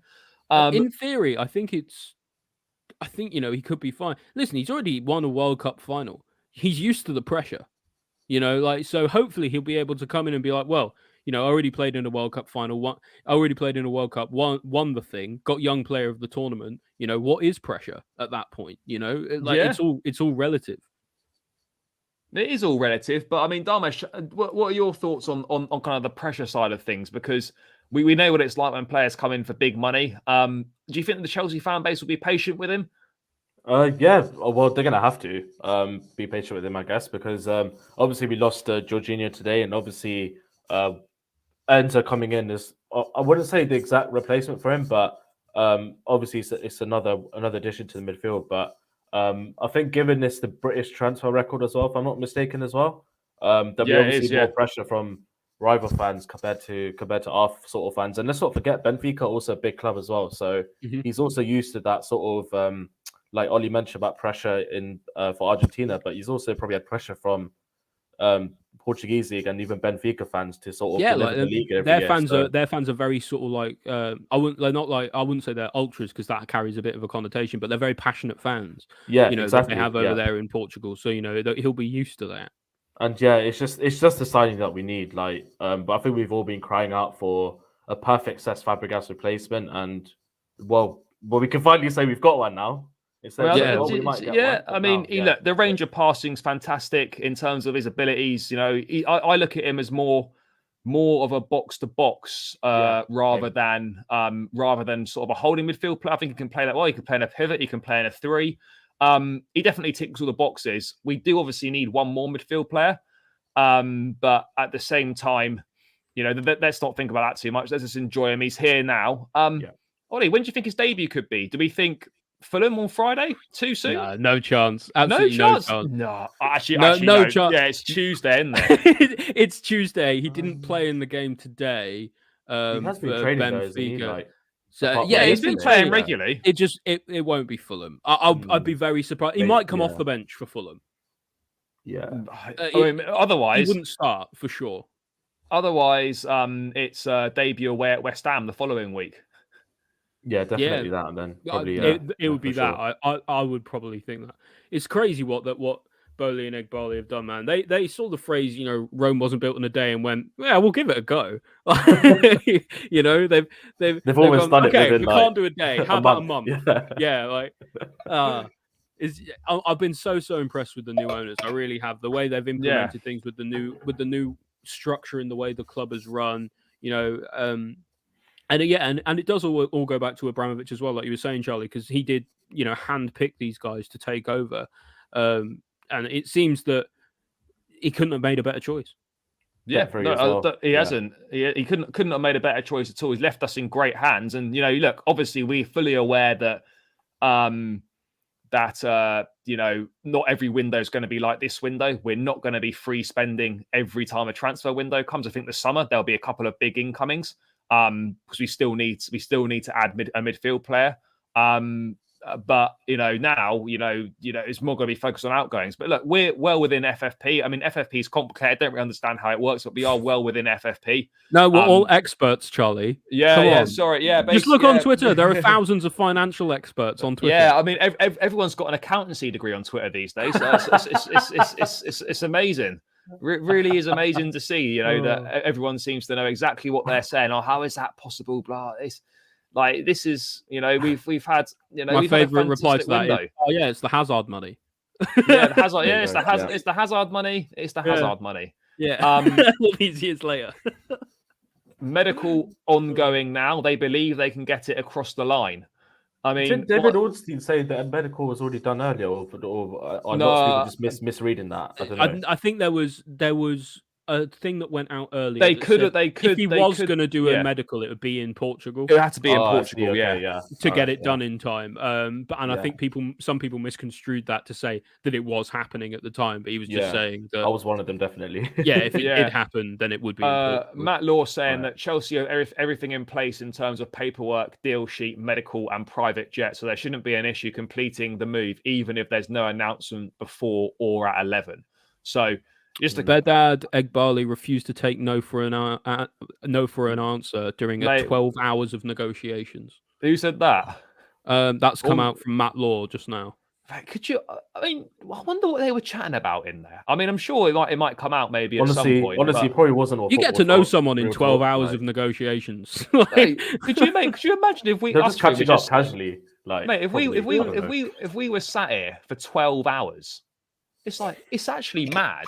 12 hours negotiating, but yeah, I mean, we've done a 12th of that already. But you know, I mean, imagine be like, going. By the way, guys, we've got 11. We've got 9. We've got 10 more hours to sit here. Yeah, to try and get a deal marathon done. Stream. Yeah, try and get a deal done in it. Yeah, mate, this is great. I mean, I was listening to something earlier. Thinking about I've actually been on Fabrizio's stream talking about how with these new signings now. Like this squad we've got now with the new signings that have come in January is probably better than the squad of players that we won the Champions League with. And I heard him say that. Actually, Ollie, I'll come to you first, mate. How realistic do you think now the new signings? Obviously, we can only register 3 of them, so some of them are going to have to sit out the squad. That's going to be an interesting decision in itself. Actually, maybe that's we'll come to actually, that. I think I was going to say because it's based on you can have unlimited players on the B list, and as long as they're under a certain age, and I think most of them are. So I think it kind of works for everyone. But I think some are going to have to miss out though. Maybe one. I'm not sure, but do you think Champions League could be? Do you think we've got a chance in the Champions League with this squad? Do you know now? who I feel bad for? Dortmund. They're going to be unleashed. Because a month ago we were in the bin, and look what's happened, mate. We're fucking. I don't know where we are, but we're not in the bin anymore. No, we're certainly not in the bin anymore. I mean, we're still 10th, but we've just had the we just had the goat window. It's a goat window. We were rocking up to Dortment with with a front three of like Mount Gallagher, Mount Gallagher adverts or something, and we're turning up with Felix, Mudryk, Enzo, Madueke, Badashile, everyone else. Mate, we've bought an army with us. Well, I think we've made 8 signings in this January window. It's almost an entirely new squad. Wow. I mean, it's almost a new start. I can't believe that. It's mad. Oli, how do you see our Champions League chances now? They're obviously going to. Just by the players we bought in, surely they've got to be better than they were before this window. Well, you can't count us out, that's for sure, because I think we've got a good draw against Dortmund, who aren't doing very well actually at the moment. They're not doing fantastically. Their team seems to be struggling a little bit. But I think. I don't know. The other what gives me solace is that there are other teams in the Champions League who are also struggling, but like the likes of Man City, for example, aren't quite doing as well as they were. But I don't know. I think it might be a little bit too soon to have everyone gel together, and it would be perfect. It would be absolutely perfect, and that's why I don't think it's going to happen. I'm not saying they're going to win the Champions League by any accounts, but I think it's an interesting conversation to have in terms of the fact that arguably this squad is definitely better than the group of players that we won it with before. Dharmesh, do you think people could be sleeping on us in the Champions League potentially with these new additions? Obviously, it's going to rest on a number of things. These players actually have to get into the team and perform well, of course. But do you think we could be a surprise package as such? I've always backed us sort of in the Champions League. Even before these signings, I've always said watch out for us as sort of dark horses in a way, because that's what we kind of were. Like, obviously, when we won the Champions League that year, nobody really predicted us to win it. I think my confidence is growing even higher now in terms of we can actually go all the way, because if you look at all the teams, nobody's really set in stone, and everyone has their flaws. If you look at all the teams that are in it still, including us, by the way. No one looks a dead ringer to win it. Exactly. So, I do back us to at least get past Dortmund, and we'll see who we get. If we avoid some of the big teams for now, and then maybe face them in the quarters or semis, we'll see. But why not? Why not win the Champions League, man? We can do it, and then it'd be even sweeter if Tottenham finish 4th again and we finish 10th, and we win the Champions League. Then it'll just be like 2012 all over again, won't it? Where that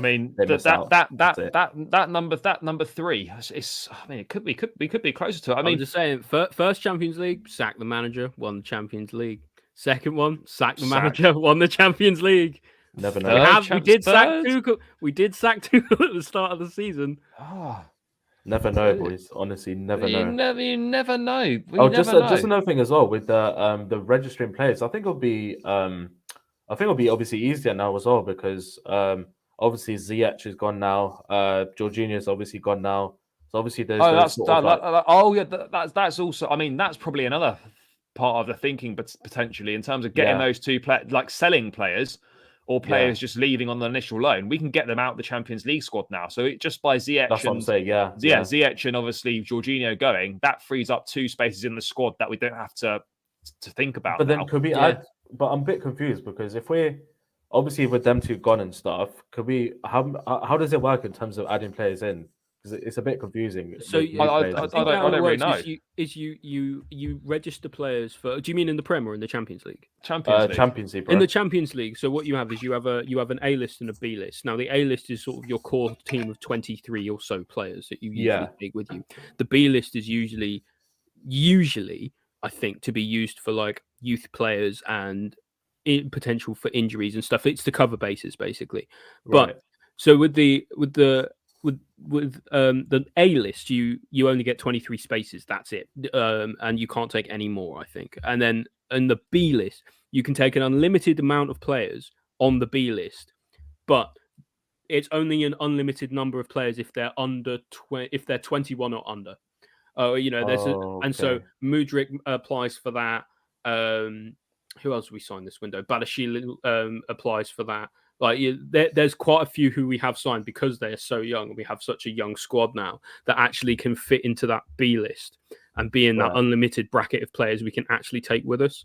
So thankfully, I think it will work out just fine. Especially with I didn't think of that with Jorginho and Ziyech. Actually, will be deregistered, I guess. I don't know if Ziyech will be able to play in the Champions League. Will he technically be cup tied? I don't think so because I don't think we would have signed João Felix if he couldn't play in the Champions League. Yeah, that's true. It must be right. It must be. I think he can. I think he can play in the Champions League. So that's probably the same with deal Cancelo until as well, 2031. 8-year deal for Enzo. Beautiful. Yeah, mate. These. By FFP the way, in the mud. It's in the mud. FFP mudded. But by the way, right? People say it's not even a loophole. It's something that no one's had the brains to think about. It's not some sort of weird loophole. It's something that's been perfectly able to. That's been well within your rights for people to do that. But just no one's been smart enough to think about it. Isn't that what a loophole is, kind of by definition? Is it? I don't know. But what I mean is, like, I don't think it's not something that's like, oh, that's a bit underhand sort of thing, but it's allowed. It's like that's there to be that's there to be used, you know. Mm-hmm. And it's just the fact that no one's thought of it.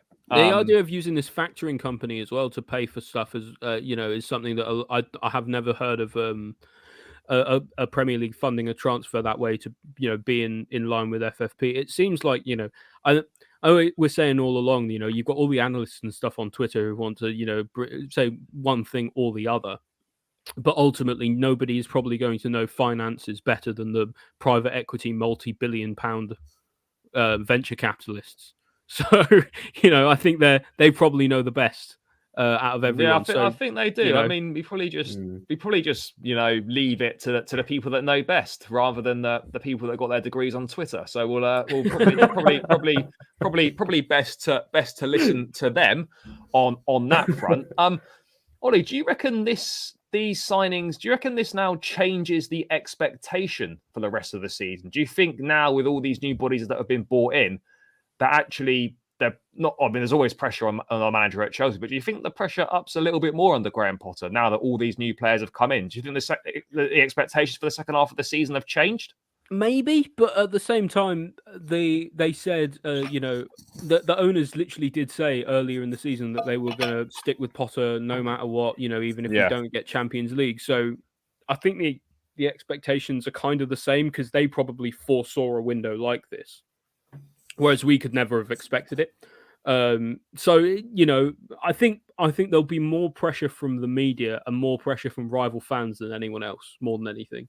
I think there will be a bit of pressure from our fans as well. But I think more than anything, I think it's going to be the media going, look, they've paid all this money in January. They need to be sort of climbing the table. And, to a certain degree, they're quite right. But I think in a sense, if you do write this season off, if you say this season is a write-off, because of where we are at the moment, we've got essentially a 6-month preseason.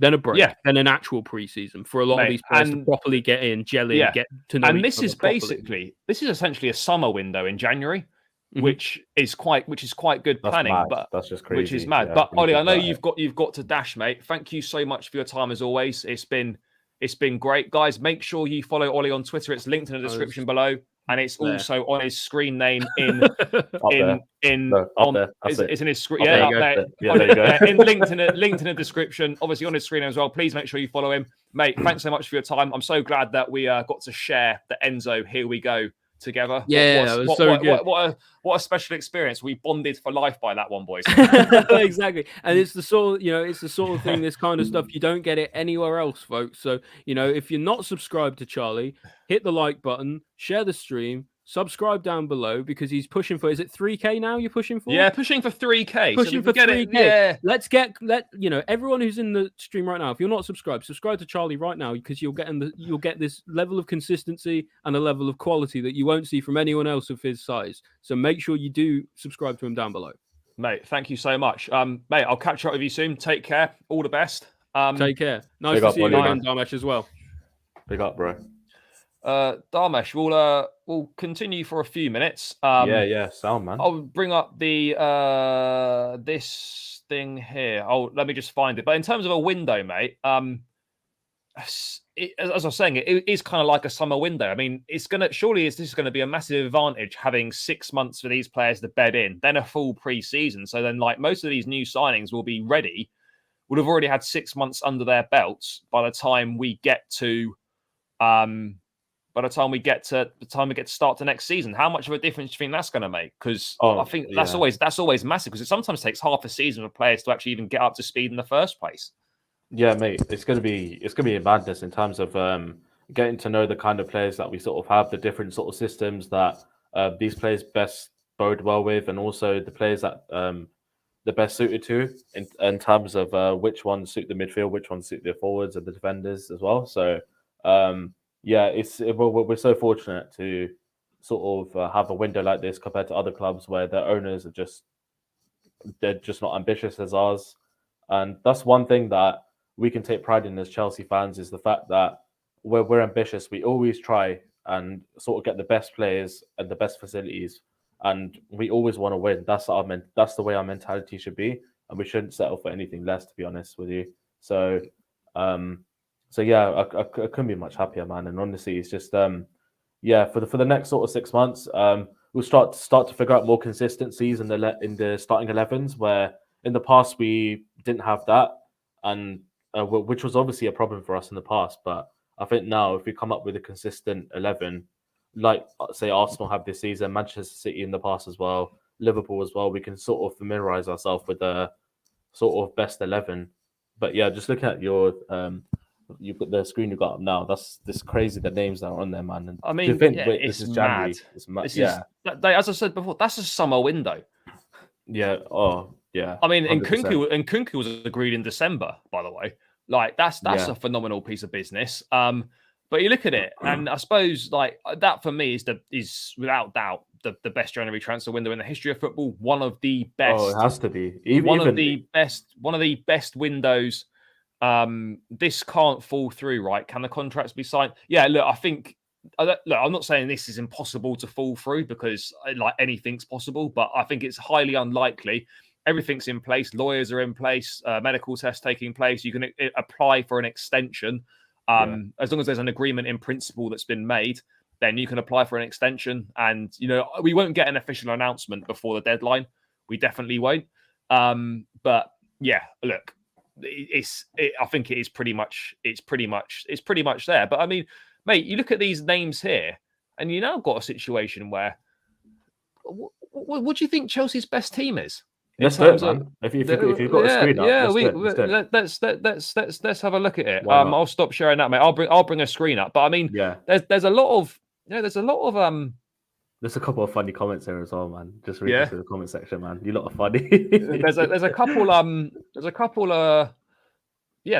options we've got in the bag. I suppose if you go with I don't even know what we go with, but I mean, for the rest of the season, 4-3-3. I mean, I suppose, or even a 4-2-3-1 could work, to be honest. Yeah, as well. 4-2-3-1 could work. I mean, obviously go Kepa, Silva. I mean, these are obvious, really, isn't it? Badia Shield. Lee Taylor's asking, still 30 minutes left. Anyone think we'll make a signing? Oh man, mate, one more. Caicedo, man. I'm telling you, if somehow we manage to get Caicedo in the next half an hour, man. Room for one more, guys. We can do one more. Honestly, it'd be insane. What would we do here? Fuck it, let's just put Mount there. I mean, there's other options here. Let's go Sterling there. I totally forgot about Nkunku, bro, as well. I'll go Sterling there. It's mad. Mudryk, and then I suppose you're gonna have to play Havertz up top. We haven't got. Felix. So, I mean, that's kind of. I haven't shared this fucking screen. Yeah. Yeah, that's what I mean. Look, this is open to interpretation. Probably switch a few things about, but I mean, if we go with a 4-3-3, it's that. If we, I mean, Darmish, any changes you'd make to that? Obviously, Chilwell and Cucurella, I guess, can be a bit of a toss up. No sort of obvious one that's way better than the other. Midfield there. I mean, you could play Chukwuemeka instead of Mount. You could play Gallagher instead of Mount, maybe. But yeah, I think if you're looking at it like that, that's probably how it's going to go. And then I think that front three is our best front three, probably. But if you went 4-2-3-1, I suppose you could go Enzo and Kovacic and then play Felix as a 10, Havertz up top. Yeah, if we're looking at the 4-3-3, I'd more inclined to put Zakaria and then push Enzo a little bit forward and then put Zakaria at that. Yeah, we can. Basically. Yeah, we could probably do that as well. We could have Enzo. That's obviously if Zakaria's. Zakaria will be fit again at some point this season. But the thing is, Potter's not used Zakaria on in this role very much. He's tended to go with Jorginho. If Jorginho not here, that's still wild as well to think about Jorginho not being at Chelsea anymore. Just that's also a strange feeling. I mean, I was at Anfield. That was his last. That was the last. Never thought leaving Anfield that'd be the last time I see Jorginho play in a Chelsea shirt. But it's crazy, man. It's crazy. But that was it. Yeah, I probably have to say that's probably the best 11. Maybe Chilwell, but yeah. Yeah, I mean, there's not. I mean, guys in the chat, let us know your thoughts. Do you think that's probably Chelsea's best 11 going forward for the rest of the season? Obviously, you know, other options in there. You can obviously have, you know, Madueke on this side. I suppose you've got options. Christian Pulisic on the left. Yeah, you can have Havertz here. You've got Havertz and Aubameyang, but I suppose Aubameyang's washed anyway, so we don't really think about him. You can have, obviously, Pulisic will be an option here. I guess here you've got Loftus-Cheek, Gallagher, Mount as well. Yeah. At the back here, Fofana's going to be back fit again. You've got Kante, other options. Kante, thanks for the comment as well. Yeah, Kante. Forgot about Kante. You've got Fofana here. As well that can play. You've got Chalobah, you've got Koulibaly. You know, there's options. There's right back for now, yeah. I mean, or Chalobah can play this right back. Yeah. I think he's probably more inclined to go with him. I mean, you look at these options we've got here, and we're thinking like this is looking a lot better now. Yeah, just looking at that squad, it seems like it's coming together more. Obviously, in the summer, I think there's no doubt we'll be back in the transfer market again. We need another midfield player. The midfield revamp is not complete, but this is 100%. This is a huge deal, massive. For me, is signing a natural 6 as a direct Jorginho replacement and potentially getting in the striker and maybe a goalkeeper. Yeah, I mean, a goalkeeper. Look, I think a forward is going to be interesting. I mean, João Felix, I think it would be great. He could play there, but I mean, I think next season probably Nkunku maybe plays there, although Nkunku is comfortable off either side as well. I think we could maybe be in the market for a 9, possibly. Vlahovic. It's hard to tell. Vlahovic, Osimhen. Those are the two that come out. Those are going to be the two. Those will probably be the two big ones on the market this summer. And I mean, Kolo Muani at Eintracht Frankfurt is someone that's having a very good season. But I mean, let's see. Definitely, mate. Yeah, let's see. But I mean, that does look so much better. I think. What midfielder would you want then, Charlie, as a 6, for example? Because obviously, Declan Rice. That might be unpopular with a lot of people. I think Declan Rice works well. I mean, if you look at it like this. If you were to sign, let's say, look, okay, if that becomes like Declan Rice or Caicedo or Lavia, you know, that then suddenly takes on a much better situation, doesn't it? When you look at that, 100%, yeah. So you look at it and you think, right, Lavia's a target. Rice is the obvious one. I think you look at it and you think, right, we get one of Rice, Caicedo or Lavia. Then that'll be the 6. And then you have Enzo and Kovacic as the other 2. And then I still think we might need to upgrade on Kovacic at some point. I think he's been poor. I think he's been poor recently. His contract runs out at the end of next season. There's been no inclinations that he's going to sign a new deal as of yet. I don't know what negotiations there are. I remember seeing things that he might be looking for a new challenge. Maybe it would be time to move on potentially from Cover. I don't really know. If the situation with, say, Everton and Southampton's interesting, because say if they both get relegated, then potentially or not, we could go back in for Onana, and then obviously Lavia as well. Yeah. I mean, if Southampton get relegated, Lavia's going to be available for cheap. Yeah, for sure, and then he can play. Much cheaper. So there's a lot riding on it. But I mean, you look at it and it is starting to take place. It really is. I mean, especially because that DM and man, that 6 is so important. It'll just transform our team. Look at Man United, for example. Yeah, Casemiro's made. This is what people don't understand. Having a world-class 6 makes such a big difference. And Enzo Fernandez has got potential to be a world-class midfield player. I wouldn't say he was a world-class 6 because he's not. But this is it's big, and that looks promising. It looks promising, and look, let's make no mistake about it. We're still 10th in the table, but we've got.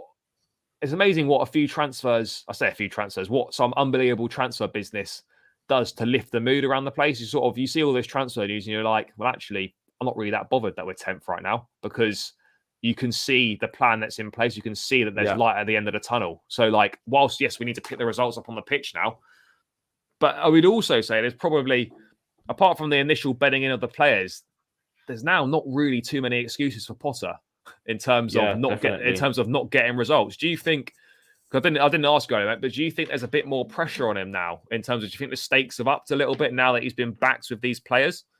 Yeah, definitely. I think there will be some sort of pressure to sort of turn the second half of the season around. But we have to remember as well, he didn't really get the first half of the season, so. That's what we have to bear in mind as well. It came in literally in September after a few games and stuff without any backing in terms of the transfer market. So this is his first proper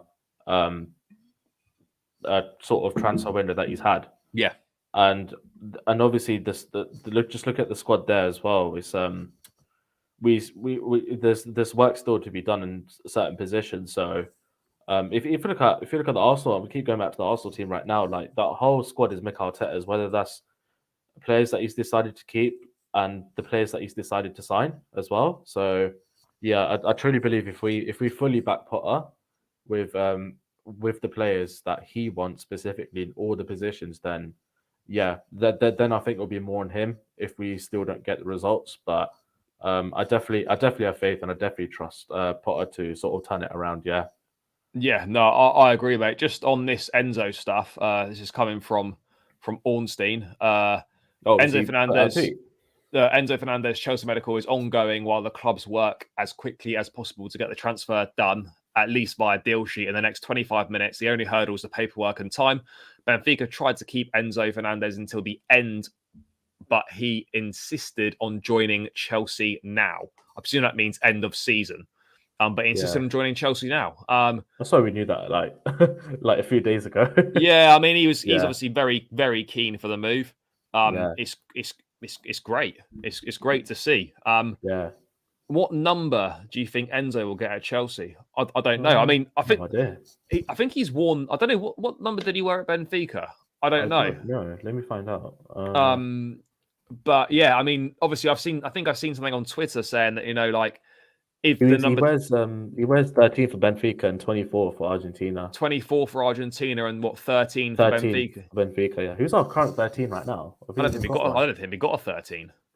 You might just take the 13 then.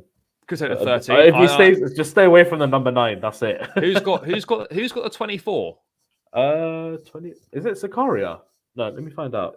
I wonder have he got a 24? Let me find out. Or the chat can let us know as well. Yeah, I don't know who's the current 24. I'm not really sure. Find out. It's Reece James. Reece James 24. Yeah, Reece James got 24. Yeah. Yeah, shit, he has, hasn't he? Yeah. Yeah. Okay, he's not taking that one. No, he's not taking the 24. So 13. I guess. Bettinelli's got 13. Oh, mate, we bid him off. Mate, yeah, if you're third choice goalkeeper, sorry, mate, you're gonna have to bite the dust on that one. Or you might take 5, the Jorginho number potentially. Who knows? Okay, J5. I think let's wait and see on that one. Full focus should be Champions League this year. The only trophy we can win now. Yeah, I agree. I think the Champions League definitely taken on some has taken on much more importance. Chelsea's pre-season can now begin. Only Nkunku and Gusto missing. Yeah, agreed. Had to sell Jorginho. Yeah, I think it is fair. I think, as harsh as it might seem, he had to go, really. Reece James is 24 and he would have left in the summer for free. Yes, absolutely. I don't think there's too much more going on right now. Last thing I was going to say, mate. Thoughts on a loan deal to West Brom for Amari Hutchinson? I think that works really well for me. Go and play Championship football. West Brom a decent team. I think that's got to be great for his development, hasn't it? Yeah. I guess with the players that we brought in as well this window, it was kind of needed. Because we only saw him a couple cameo appearances, didn't we? Looks okay. It's the right move. Yeah, it's the right move. He'll obviously develop with West Brom and stuff. I don't know where they are on the table. I think they're towards the top. Are they? Oh, okay. So yeah, who knows? I think they're playoffs or something. Yeah, who knows? The chat can let us know if they know where West Brom is. But if they're fighting for promotion, then he could have a huge sort of impact on that as well. So I think all in all, it's the best move for him right now. Let him develop and stuff. Try not to rush him. We give him a few loans actually, because I think we've made mistakes in terms of rushing players back into the first team in a way after one good loan spell. So I'd want sort of a couple of maybe a Premier League loan next season if this goes well. This goes well, yeah. Definitely, definitely. There's a bit of a random one as well, but I forgot about Hudson-Odoi as well. He's on loan at Leverkusen at the moment. He'll be back to us as well. Would you sell or? Depends who else comes in. I mean, if Pulisic is probably going to go, Ziyech's going to go. Obviously, Nkunku comes in to add another attacking option. I don't know. Hudson-Odoi could feasibly be that backup left wing option to Mudryk. It's quite possible, but I don't know if he look to go in and get someone else. But Fofana's staying, by the way, at Chelsea. What, Datro? Datro. Sorry. Oh, he's not going to Nice. I thought no loan move apparently. Fabrizio has tweeted that about I think 10 minutes ago. Yeah. Oh, what, the loan deal's fallen through? So you said understand Datro Fofana will stay at Chelsea. No loan move to Nice or anywhere else. Oh, that's fair. It, yeah. I mean, that surprises me. Does that mean that he's going to be used more? Because otherwise, he's just going to spend the whole fucking time on the bench. Yeah, possibly. Well, he's got to use him at some point, right? Unless he just completely shuts off Aubameyang. But it doesn't say anything about falling through or anything. But no, that's an interesting one. Why doesn't the window close at midnight? No idea really. The window closes at different times in loads of countries. I mean, the Portuguese window is still open until February 2nd. The German window, like everything German, very efficient, closes at 5 p.m. working day. That's it. Spain, I think the window closes at 10. I don't know why all the windows close at different times. I'm not sure. I don't really know that. But yeah, I don't think anything else is going to happen in the next 15 minutes. We're not going to get an Enzo thing. Seems like a pretty good place to round out, guys. What a window it's been. What a January. Todd Boehly and co. Congratulations. Fantastic window. Great time to be a Chelsea fan. Lots to look forward to. And maybe we can bring out the old banner. Let's dust it down. Ruining football since 2003. I think that could be time for that one to make another appearance. If you're going to Fulham this Friday, make sure you bring that along. Yeah? Mate, I'm going to Fulham. I'll be at Fulham, but I don't have the banner. So yeah, if that banner of ruining football since 2003 is knocking about still, let's get it out there. Let's roll it out. A phenomenal window concluded with the British record signing of Enzo Fernandez, £105 million from Benfica. Announcement will probably be made. I don't know when. You probably wake up to some sort of announcement. Club media, I guess, maybe tomorrow. I'm sure he'll be unveiled to the fans at Fulham, which will be great. Looking forward to that one. But yeah, Chelsea ruining football since 2003. What a transfer window. It's been a good one. It's been a good one as always, guys. Thank you so much for all your support in the chat. Thanks for watching. Make sure you smash the likes on the way out. Make sure you subscribe to the channel as well. And I'll be back maybe tomorrow with some Enzo stuff. I'll be back on Thursday with Son of Chelsea, Daniel Child. So make sure you tune in for that one. And then There'll also be some Fulham preview stuff and a match vlog as well for that game. So yeah, lots to come for the rest of this week. So make sure you stay locked in to the channel. Thanks again, guys. Darmesh, thanks a lot, bro. Massively appreciated. Thank you. Enzo Fernandez is a blue. We are massive. Up the Chelsea. Catch you again soon, guys.